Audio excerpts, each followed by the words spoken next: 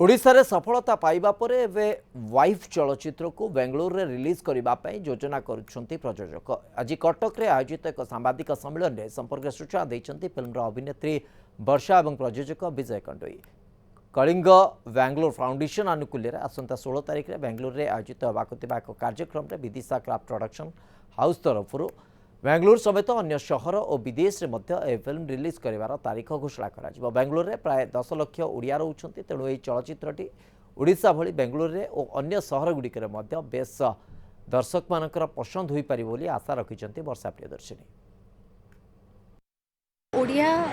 दर्शक माने ओडिया परिवार जो माने बेंगलुरु रे रही बहुत इच्छा थिला कि आमर चलचित्र वाइफ बेंगलुरु से माने देखि पार नथिले देखिबार इच्छा थिला तो से कलिंग बेंगलुरु फाउंडेशन रो साहाय्य सहयोग रे आमे 16 तारिख दिन मु जाउछि बेंगलुरु देखा हेबे सेठी मोर ओडिया भाई भौणी माने और सेही दिन हमें डेट डिक्लेयर करबो केबे रिलीज होछ बेंगलुरु वाइफ चलचित्र नै कि इथरो जाउछंती